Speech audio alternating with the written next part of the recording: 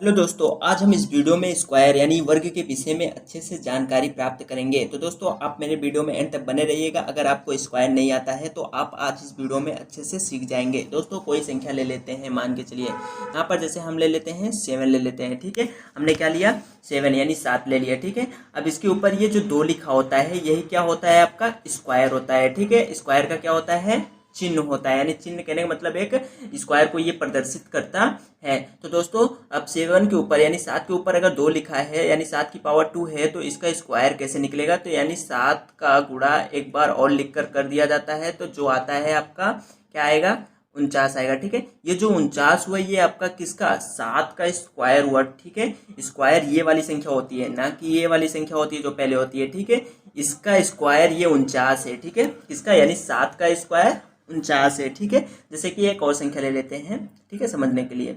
जैसे 8, 8 के ऊपर अगर 2 लिखा गया है तो इसका स्क्वायर निकालने के लिए आपको क्या, 8 का दो बार 8 को लिखकर मल्टीप्लाई कर देना है। ठीक है, यानी 64 आया। तो ये जो 64 हुआ ये स्क्वायर होता है, किसका हुआ स्क्वायर, 8 का हुआ। ठीक है, समझ आया। स्क्वायर क्या होता है, जो मूल संख्या होती है उस मूल संख्या को 2 बार लिखकर मल्टीप्लाई कर दिया जाता है, जो आता है आपका संख्या, यानी जैसे यहाँ पर 64 आया। ठीक है, ये जो संख्या आती है उसी को क्या बोलते हैं, हम मूल संख्या का स्क्वायर बोलते हैं। ठीक है दोस्तों, जैसे कि आपको पता है इसका सिंबल क्या होता है, यानी इसको किस तरीके से प्रदर्शित किया जाता है, मैंने आपको बताया। ये जो स्क्वायर यानी ये जो पावर होता है यही इसका क्या हुआ, सिंबल हुआ। क्या हुआ, इसका सिंबल हुआ। दूसरे तरीके से हम स्क्वायर निकालना सीख लेते हैं। तो दूसरे तरीके से निकालने के लिए सबसे पहले कोई एक संख्या ले लेते हैं। जैसे हमने 25 ले लिया, 25 के ऊपर स्क्वायर लिख दिया। ठीक है, ठीक है। अब दूसरे विधि से निकालने के लिए सबसे पहले आपको एक सूत्र याद रखना होगा, फॉर्मूला जो होता है a प्लस बी का whole square is equal to a square plus 2ab plus b square. ठीक है, ये फॉर्मूला बस आपको याद रखना है। ए बी क्या होता है, जो आपका पहला संख्या होता है, यानी ये। ठीक है, ए हो गया, ये क्या हुआ आपका बी हो गया। ठीक है, सपोज आप यहाँ पर देख सकते हैं एक ही जगह पर हम मान चलिए 2 रख देते हैं, तो 2 प्लस 5 का स्क्वायर। ठीक है, अब उसके आगे क्या दिया गया है, 2 का स्क्वायर करेंगे तो क्या निकलेगा हमारा 4, और 2ab यानी इन सबको हल करेंगे तो हमारा क्या निकलेगा 20 निकलेगा। ठीक है, और b का स्क्वायर यानी 5 का स्क्वायर क्या हो जाएगा आपका 25 हो जाएगा। ठीक है दोस्तों, इन सबको एक साथ लेकर जोड़ना नहीं है हमें। ठीक है, इनको एक साथ लेकर जोड़ना नहीं है। जो पीछे वाली संख्या होती है उसकी इकाई अंक जो होती है उसको पीछे लिखते हैं, उसके बाद इसमें जो आगे वाली संख्या होती है कैरी चली जाती है आगे वाले संख्या को। ठीक है, यानी 20 को चला गया। ठीक है, तो 20 को 2 हासिल मिल गया, कितना हो गया 22। 22 का इकाई अंक क्या है 2 है, और कैरी कितना हुआ 2, तो उसका जो कैरी हुआ ये 4 को चला गया। ठीक है, तो 4 2 कितने हो गए 6 हो गए। ठीक है, तो आपका 25 का स्क्वायर क्या निकला 625 निकला।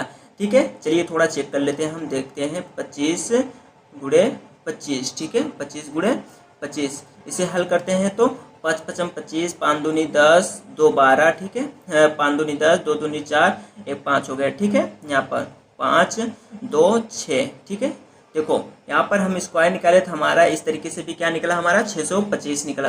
तो दोस्तों आई होप कि आपको पहला और दूसरा दोनों विधि समझ में आ गए होंगे स्क्वायर निकालने का। दोस्तों आपको जो विधि इजी लगे आप उस तरीके से स्क्वायर निकाल सकते हैं। तो हमने स्क्वायर तो निकाल लिया, लेकिन चलिए अब थोड़ा स्क्वायर रूट के विषय में भी जानकारी प्राप्त कर लेते हैं और उससे संबंधित कुछ सवालों को सोल्व करते हैं। ठीक है, तो उसके लिए सबसे पहले आपको ये 5 का स्क्वायर निकालना होगा। ठीक है, तो 5 का स्क्वायर निकालने के लिए आपको क्या 25 आएगा। 5 का स्क्वायर निकालेंगे तो क्या आएगा आपका 25, और ये जो 25 हुआ ये किसका 5 का स्क्वायर हुआ। ठीक है, यानी ये जो मूल संख्या है, मूल संख्या इसका क्या है 5, 5 का स्क्वायर 25 हुआ, और 25 का वर्गमूल क्या होगा 5। तो इन्हीं दोनों में समझना होगा आपको, मैं क्या बोला समझना है, यानी जो मूल संख्या यानी जो दी हुई संख्या होती है उसका जो स्क्वायर होता है उस स्क्वायर का मूल संख्या जो होता है वर्गमूल होता है। ठीक है, यानी ये मूल संख्या जो हुआ आपका 25 का क्या हुआ वर्गमूल हुआ, क्या हुआ वर्गमूल हुआ, क्या हुआ वर्गमूल हुआ। ठीक है, चलिए देखते हैं सवाल इससे संबंधित। ठीक है, इससे संबंधित सवाल देखते हैं। जैसे हमने दे दिया यहाँ पर 196 दे दिया। ठीक है, अब 196 दे दिया, इसका वर्गमूल निकालना है तो क्या करना होगा हमें, इस तरीके से हम लोग वर्गमूल निकालते हैं ना, 2 9 18। ठीक है, और 2 8 16, 2 चौक 8, 2 9 18, 7 7 49, 7 1 9 7। यहाँ पर 2 2 का जोड़ा बन रहा है, इन दोनों में से एक एक संख्या ले लेते हैं। ठीक है, इन दोनों में से एक एक संख्या लेंगे तो 2 गुणे 7, 7 दूनी 14। ठीक है, यानी ये हमारा 14 जो हुआ किसका 196 का वर्गमूल हुआ। ठीक है, ये जो 14 हुआ 196 का क्या हमारा निकला, वर्गमूल निकला।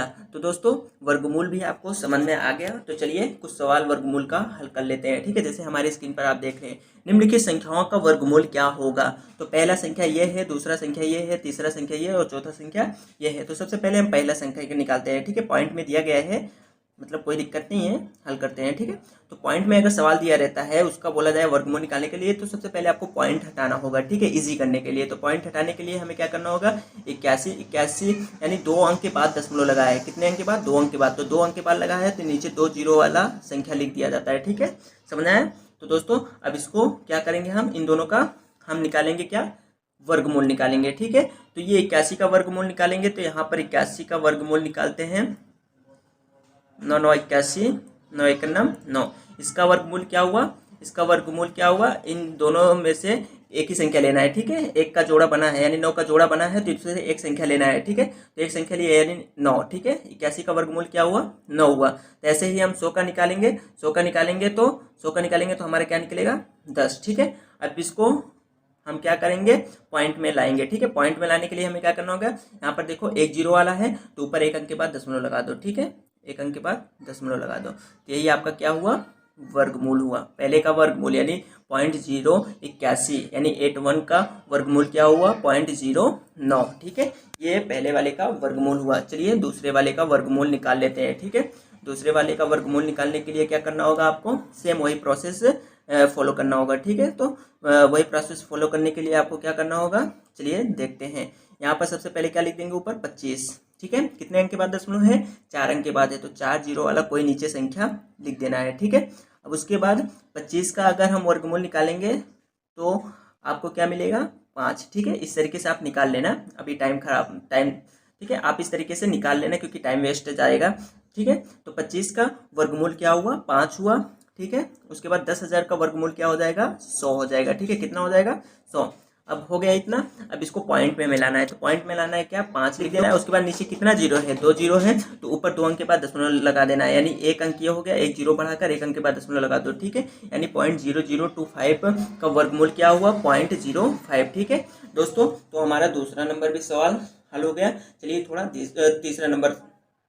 तीसरे नंबर सवाल को थोड़ा सॉल्व कर लेते हैं। ठीक है, तो तीसरा नंबर हमारा सवाल क्या दिया गया है, तीसरा नंबर हमारा सवाल है 0.0121। ठीक है, यहाँ पर जो संख्या दी होती है उसको ऊपर लिखा जाता है। ठीक है, जीरो को नहीं, जो संख्या दी जाती है केवल। ठीक है, उसके बाद कितने अंक के बाद दशमलव है, 4 अंक के बाद, तो यहाँ पर 4 जीरो वाला नीचे लिख देते हैं।